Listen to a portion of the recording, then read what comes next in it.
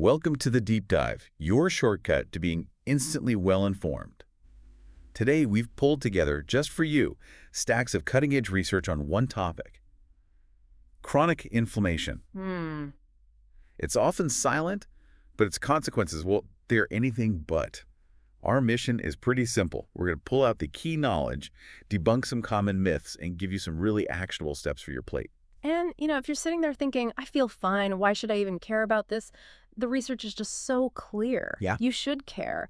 This simmering state where your immune system is just a little bit on all the time is now understood as a primary risk factor for nearly every major chronic disease. We're talking heart disease, diabetes, dementia, and this is the alarming one, nearly all cancers. It's a silent risk factor, the kind that often gets missed. Exactly. Okay, that definitely sets the urgency. Before we dive in, let's just show how surprising some of your source material is. We've got 4 quick insights that, for me, completely changed how I look at my diet. All right, lay them on me. Okay, first one. Can dessert actually be formulated to fight inflammation? Yes, absolutely. High cacao, dark chocolate, and certain types of chia pudding are excellent tools. All right, next. If you find out you have high inflammation levels, are you just stuck with them? Is it a long-term thing? Not at all. Absolutely not. The body responds so quickly to dietary changes.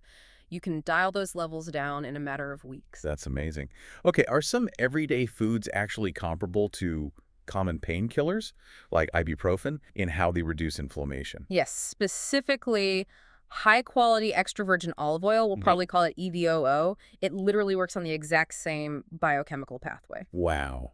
And finally, based on all this material, what is the single most dangerous misconception people have about inflammation? It's that you have to feel it. You have to have joint pain or a fever or something swollen to have dangerously high levels. But it's silent. It operates below the radar. That's what makes it so insidious. Okay, let's unpack all of this. Part 1, understanding the problem, the silent fire of chronic inflammation. So to start, you really have to look at inflammation historically. I mean, it was a beautiful, necessary defense mechanism. Let's call it the big fire. Right. If you got an infection or a deep cut, the body would spark this acute immune response to fight off the bug or heal the wound. It's why when you catch a bad virus, you feel so exhausted and sore. Yeah, that full body ache. Exactly. It's often not the virus itself causing those symptoms. It's your body's own massive and very necessary inflammatory response. So that's acute inflammation, the good kind, the body's repair crew.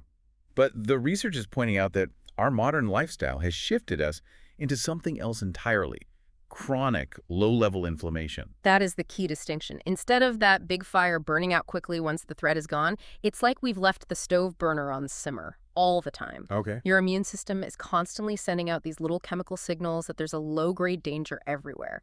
And it uses up metabolic energy and distracts your body from all its other repair jobs. And the consequences of that silent fire running 24/7 are they're stunning.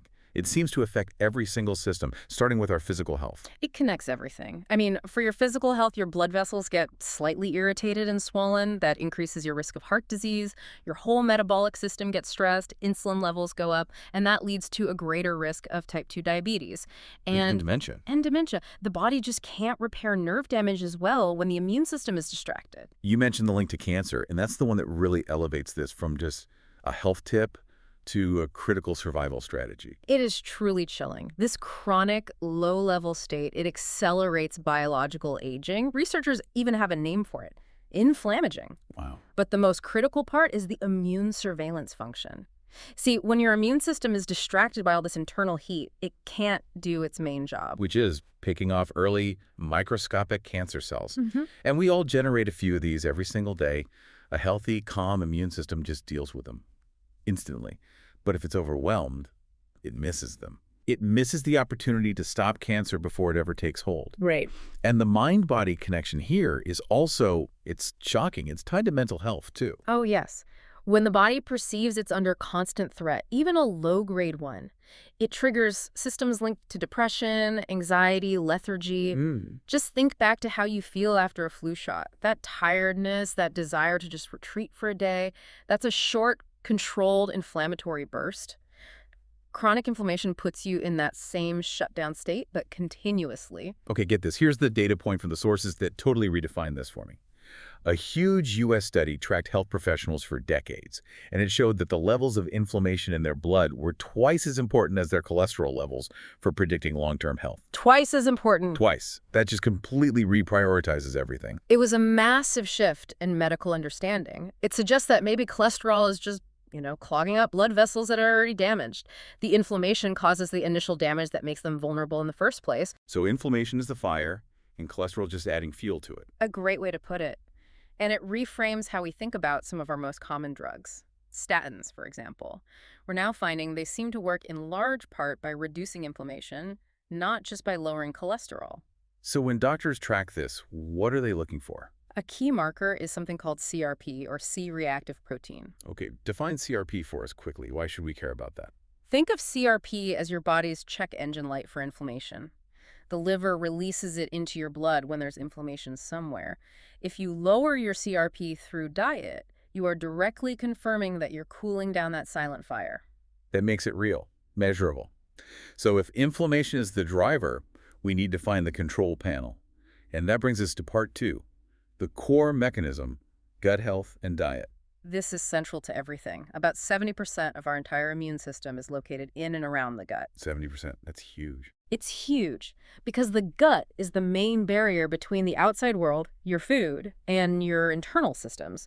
And our trillions of gut microbes are constantly talking to those immune cells. And what controls the microbes? Our diet. Our diet. It all comes full circle. So walk us through how that works in practice. Well, every single time you eat, your body creates a mild, temporary inflammatory response. It's necessary to help absorb nutrients. That's the on switch. The problem is when that inflammation stays high for 4, 5, even 6 hours after a meal because the meal itself was pro-inflammatory. And that's what happens when the gut is unhealthy. Exactly. The immune cells just keep signaling alarm. The sources mention something called the Dietary Inflammatory Index, the DII.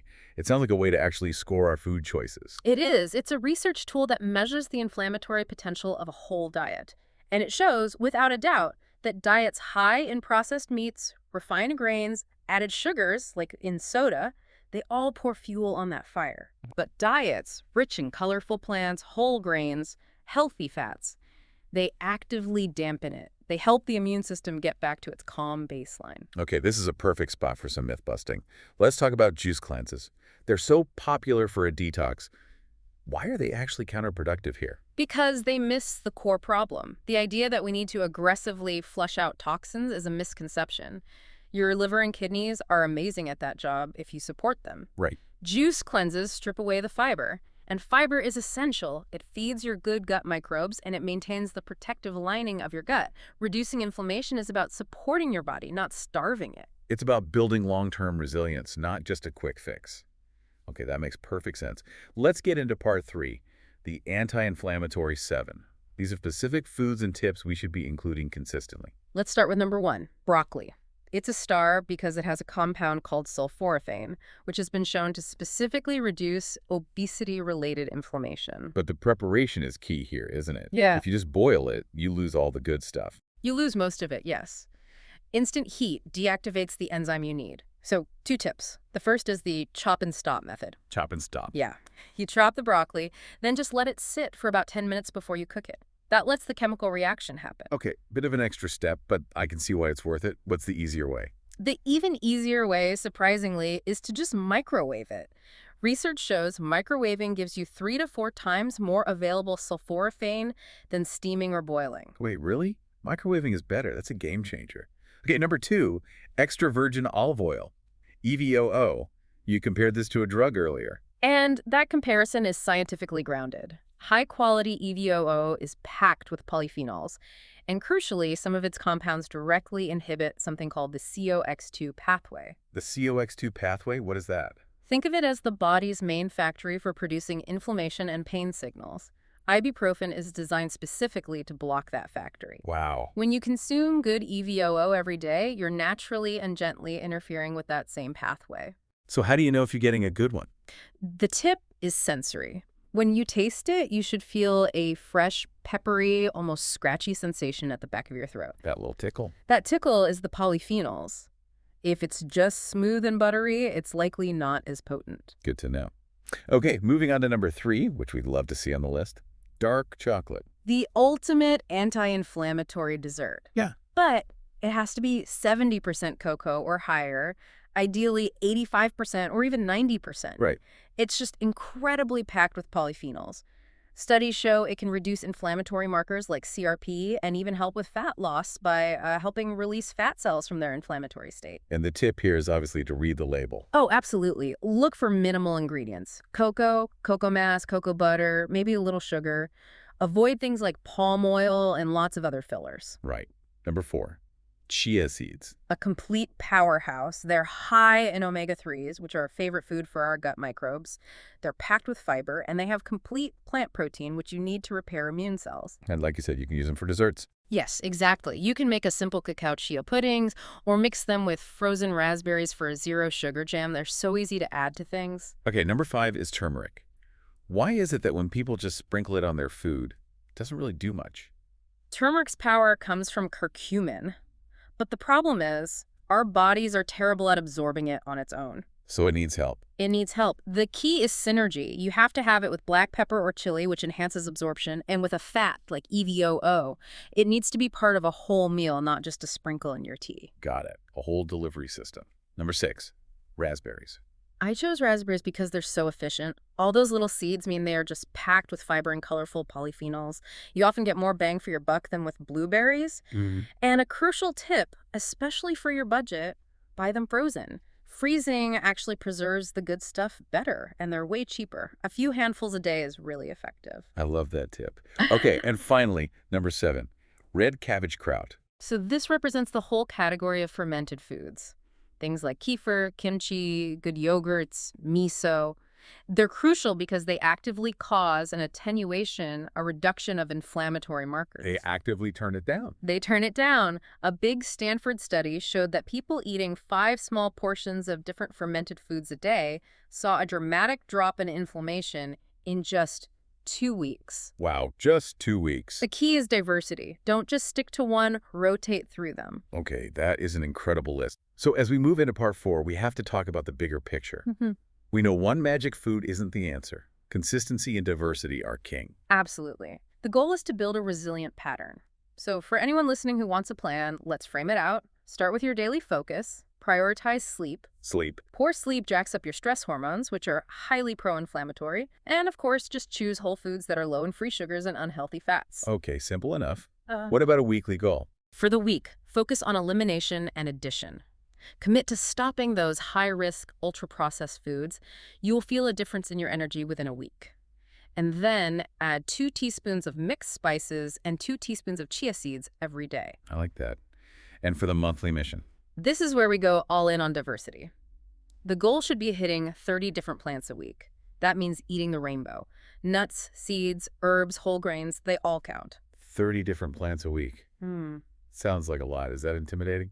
It sounds intimidating, but it's really not once you get the hang of it. Remember, spices count, nuts count, even coffee counts as a plant. Okay, that helps. If you aim for, say, 8 to 10 different types a day, you'll hit 30 easily. Also, use the month to focus on pulses, lentils, beans, chickpeas, and really moderate your alcohol intake. Right. And finally, the long game.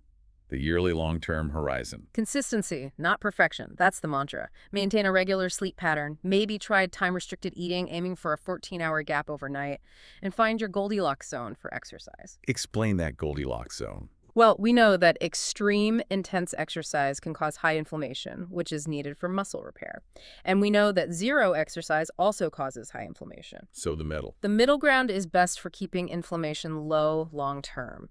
Brisk walking, cycling, yoga. It's all about balance. I love that this whole plan really embraces the 80-20 rule. Yeah. It's not about being perfect. Exactly. If 80% of your diet is anti-inflammatory and supports your gut, your body has the resilience to handle the occasional indulgence. The slice of birthday cake, a holiday meal. Yeah. It makes the whole journey achievable for the rest of your life.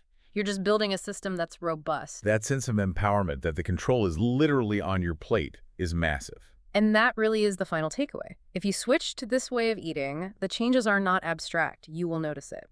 Better energy, less of that generalized tiredness, a more stable mood. And that can happen within days or a week. Those are immediate positive signals telling you the internal fire is finally coming down. And that compound interest of daily good choices, It just means you're banking more healthy years. Incredible. We started this by talking about how inflammation accelerates aging, that inflammaging concept. If diet can dial that down so quickly, it raises a final provocative thought for you to consider. What other supposedly inevitable effects of aging, beyond the diseases we listed, could also be slowed or maybe even reversed just by changing what you consistently put on your plate? Think about that. Thank you for diving deep with us.